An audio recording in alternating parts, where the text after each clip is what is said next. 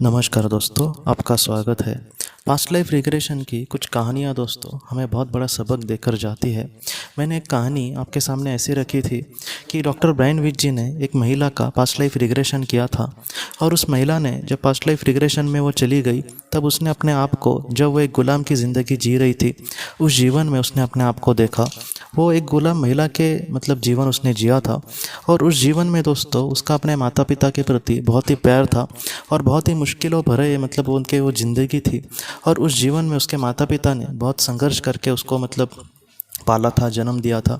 और उस तरीके से बाद में क्या हुआ दोस्तों कि उसके जो माता पिता थे बहुत करीबी, बहुत ही कम समय में, बहुत ही कम उम्र में वो उससे दूर चले गए, और ये बहुत ही ज़्यादा दुखी रहने लगी।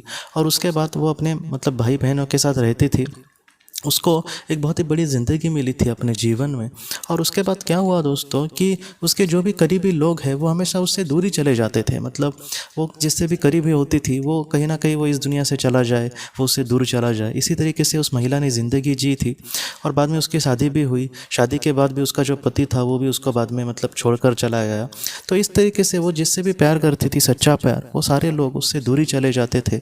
इन सारी चीज़ों से वो बहुत ही परेशान हो गई थी दोस्तों। लेकिन जीवन के आखिर तक उसने हिम्मत नहीं हारी, और आखिर तक वो जीवन से संघर्ष करती रही। जितना हो सके परिस्थिति ने उसकी ज़िंदगी कहीं ना कहीं बहुत ही ज़्यादा दुख लाए, लेकिन फिर भी वो डटी रही दोस्तों। और इसी तरीके से उसके आजू बाजू के जो लोग थे, बाद में वो गुलामों को आज़ादी मिली, और वो एक शांति से बोलते ना, एक स्वतंत्रता से रह पाई, अपनी ज़िंदगी अपने हिसाब से वो जीने लगी।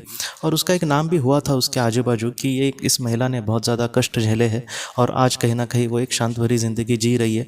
लेकिन इसके मन में कहीं ना कहीं वही बातें चुभती थी कि उसका अपना ऐसा जीवन में कोई भी नहीं था।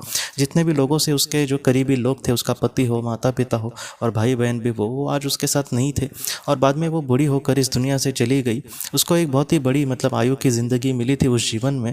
और उस महिला ने दोस्तों ये कहा है कि जब वो इस दुनिया से चली गई तब उसने ये देखा कि जब उसकी आत्मा ने जब अपने शरीर को छोड़ा, तब उसके जो भी करीबी लोग थे, जिनको उसने खोया था, सबसे पहले उसके माता पिता, बाद में भाई बहन, बाद में हस्बैंड, जिस तरीके से उसके जीवन में आए थे, वो सारे लोग उसका स्वागत करने के लिए वहाँ पर आए थे दोस्तों। और उन्होंने इसका बहुत ही प्यार से स्वागत किया, और सारे लोगों ने उसको बहुत ज़्यादा आशीर्वाद भी दिया। और सारे लोगों ने उसका इसको इस तरीके से कहा कि तुम अपने जीवन में बहुत ही अच्छे से संघर्ष करके तुम आगे बढ़ी हो, और इन सारी चीज़ों का जो फल है तुम्हें बहुत ही अच्छे से मिलेगा। तुम्हारी आत्मा की उन्नति जो है वो बहुत ही अच्छे से हो गई है।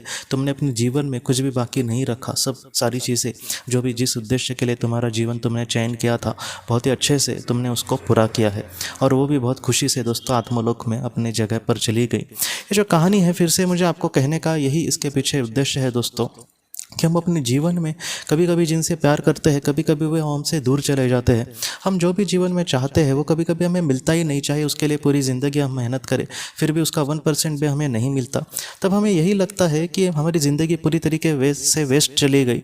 जैसे ये जो महिला थी, उसने संघर्ष तो किया, लेकिन उसके जीवन में उसके मन के मुताबिक ऐसी एक भी चीज़ हुई नहीं थी जिससे वो सच्चा प्यार करती थी। वो दूर चली जाती थी, जो भी उसने सपने देखे थे वो सारे टूट गए थे। उसको भी यही लगता था कि उसके जीवन में ऐसा कुछ भी बाकी नहीं रहा। लेकिन इस दुनिया के जाने के बाद दोस्तों उसको असल में पता चली बातें कि जिस तरीके से वो सोच रही थी वैसे उसको सोचना नहीं था।